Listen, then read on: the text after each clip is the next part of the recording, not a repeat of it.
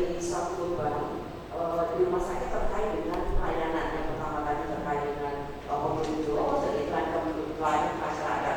Nah, masalah lagi, komplain ini memang sering masuk ke rumah sakit itu, dok. Nah, ini jadi saya memang mohon backup juga dari BPJS Kesehatan dalam hal ini juga. Mungkin ya sering nanti kenapa tidak dapat tempat tidur, kenapa tidak dapat tempat. Nah, itu sebetulnya adalah dampak juga, salah satunya adalah kami menyesuaikan dengan list dari kebutuhan tempat tidur. Dan yang ketiga adalah terkait dengan penyesuaian ini, itu mengakibatkan juga ada berdampak terhadap biaya atau finansial yang kami keluarkan itu memang lumayan juga gitu.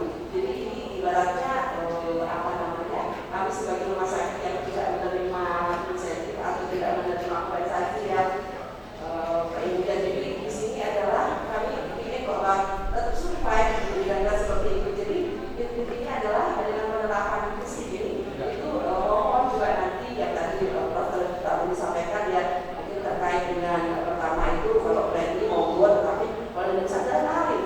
Jadi tarif ini nanti kan single tarif gitu, kemudian yang memang belum diputuskan sampai saat ini. Nah, kami berharap sekali bahwa penetapan single tarif ini bisa intinya membantu gitu dalam hal ini ya, mungkin jangan sampai kelas 3 dulu ya, jadi kalau bisa itu ya di kelas 1 itu sih usulan dari kami itu yang kami harapkan bisa diakomodir. Dan selanjutnya yang selanjutnya adalah terkait dengan banyaknya menyesuaikan. Kalau tadi kami sudah melihat bahwa di Perpres 59 ini ada disebutkan bahwa untuk layanan dan revisi itu sudah dijamin gitu ya, Prof ya. Ya. Nah, di sini satu lagi sebetulnya Prof yang dari kami yang sebagai pelaksana di lapangan ini adalah untuk yang home care ya. Karena sekarang ini banyak kasus-kasus yang memang sebetulnya home care, tapi mereka tidak ada sarananya, sebenarnya tidak hanya membayar, jadi membuat penuh rumah sakit, padahal ini sebetulnya seharusnya sudah statusnya adalah home care. Ini mungkin mohon juga dipertimbangkan kalau itu juga bisa di cover atau dibayar oleh BPJS, jadi akan sangat memudahkan antara rumah sakit maupun dengan masyarakat. Jadi itu dari saya, terima kasih banyak. Selamat sore.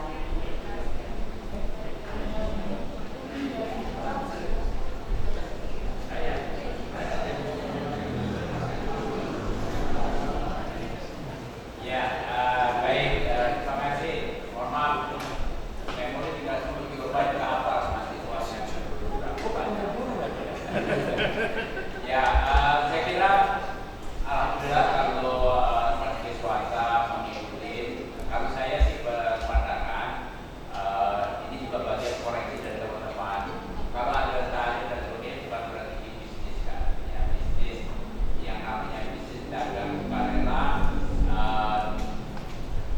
di mana itu di masa lalu ada rumah sakit juga tarifnya rakyat bayar sendiri, nah itu dagang. Nah itu sudah kita bypass dari KN rumah sakit terpaksa namanya price taker, bukan price maker. Kalau dagang biasa price maker yang jualan minum ini kan sudah diserahkan siapa yang jadi jual, kita kan nggak pernah juga. Sementara di kesehatan jadi yang sekarang rumah sakit tidak pernah sekarang dia duit dan mereka kan jadi it is not yang dan kita awasi sekali membaca. Rumah sakit swasta sudah banyak yang banyak rumah sakit swasta dan rumah sakit pemerintah. Dan buat rumah sakit swasta sebenarnya sederhana. Kalau cost-nya untuk melayani pasien di kelas standar bisa lebih kecil dari tarifnya, mungkin lebih kecil 5%, 10% itu kompetisi, mereka bakal itu prinsip ekonominya sederhana. Bahkan tugas pemerintah termasuk BPJS adalah menghitung bukan dengan pasal peraturan, dengan tarif kelas standar berapa sih biayanya untuk kasus diagnosis A, diagnosis B, diagnosis C. Kalau itu sudah dihitung yang berbasis fakta, ini ditetapkan. Kalau sudah di atas kos sederhana, itu sederhana. Tapi kalau masih pemerintah sudah dapat gaji dari APBN atau APBD yang bisa dibawa ke tarifnya, tarif CPD-nya, karena dia sudah dapat dari yang lain. Nah, oleh karena itu ada DKN, masih pemerintah tidak boleh menolak meskipun dia dibayar di bawah kok, karena ada sumber dana lain. Nah, ini bagian yang belum ditata dengan tertib pada berbagai cara. Jadi yang saya sarankan nanti teman BPJS, PNS, Kementerian Keuangan, duduk bareng titik. Lalu harganya memadai, ya sederhana saja itu aja. Saya bisa bantu lah, ya. Saya juga bisa. Kita bisa mulai lah dengan pilihan tadi yang sudah mau. Saya kira paling gampang itu ada pilihan. Pilihan insentif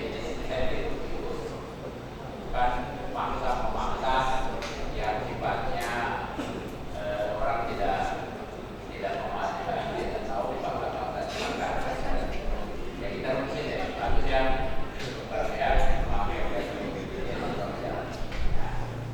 bahwa ada hal-hal yang masih belum beres itu pasti ya, karena kalau kita makan di buffet nggak mungkin semua makanan itu kita makan paling pilihan ya kan. Kemudian kalau tiba-tiba apa saya dari dulu dan ya kan itu ada juga alatnya.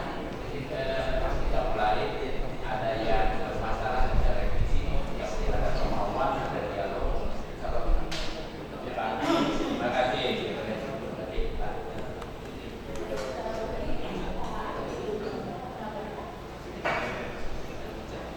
Saya menambahkan pantun. Pantunnya begini, rondong sayur kupakar, manis pahit rasa buku, tolong saling komunikasi terpadu, keris untuk meningkatkan mutu.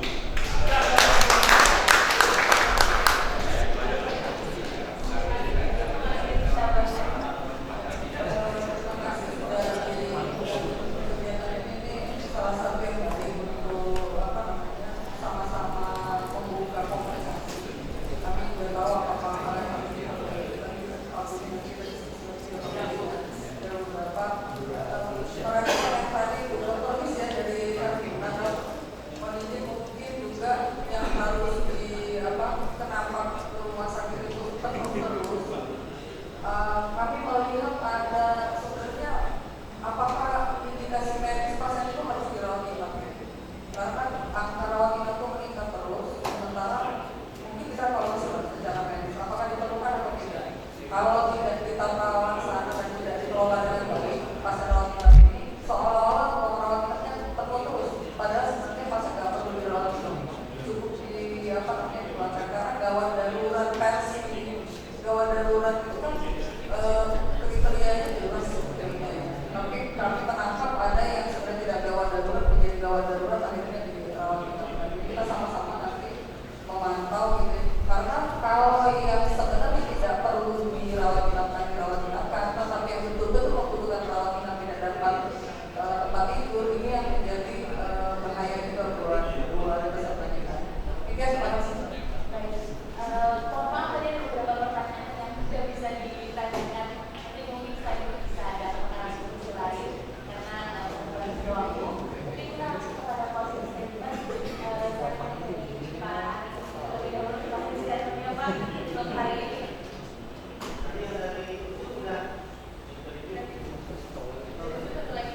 Oke, berarti ada pertanyaan. Boleh silakan ada semoga Bapak semuanya masih berduduk ya. Oke, jadi ada pertanyaan dari Zoom. Isi bertanya dengan penerapan kris ini ada lagi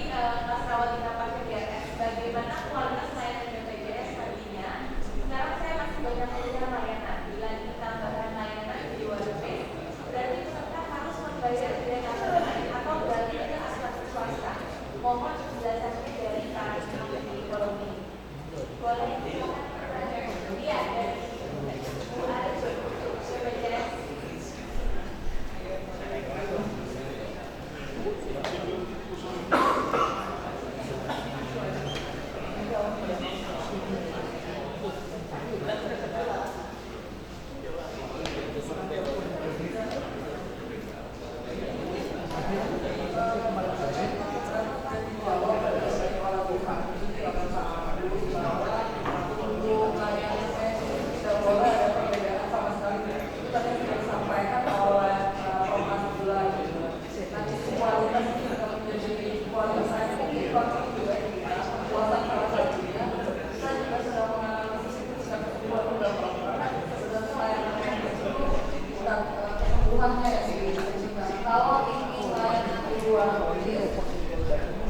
Bisa dalam peraturannya bisa dua, bisa membayar sendiri. Kalau yang ada di sana berjalan selama ini, kalau yang nanti kan kita belum bisa sampaikan karena masih belum ada regulasinya. Yang selama ini untuk meningkatkan fasilitas ruang perawatannya, peserta itu bisa meningkatkan haknya dan meningkatkan fasilitasnya dan pembayarannya dua, membayar sendiri atau dengan asuransi menjadi peserta asuransi komersial tambahan. Jadi itu kalau nanti kita akan sampaikan kembali dengan dalam yang saat ini berlaku seperti itu. Terima kasih banyak. Sebenarnya masih banyak pertanyaannya ya, tapi kayaknya kalau dijawab sekarang cukup fokus. Jadi mungkin kita langsung closing statement pertanyaan dari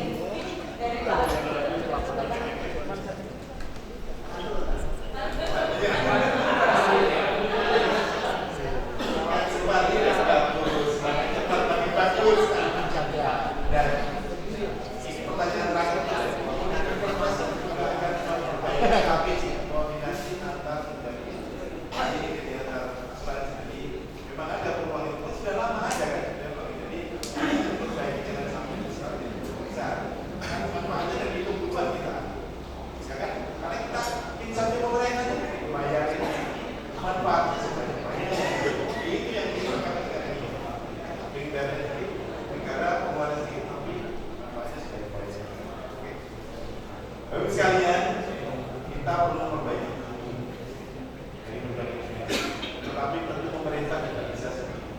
Peran dari misalnya sangat terbentuk. Terima kasih.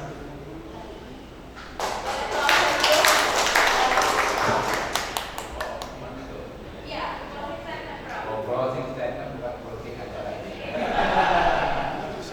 Ya, saya kira perubahan itu bagian dari kehidupan manusia. Ya, jangan terlalu takut perubahan itu tidak akan pernah perbaikan. Tapi jangan lengah kalau ada perubahan yang perlu diperbaiki, yang kita perbaiki karena ini kepentingan kita semua, bukan yang di BDS, BDS, SKS, dan keuangan dari balik barang-barang kita. Saya apresiasi teman-teman sudah membahas ini adalah sebuah bukti.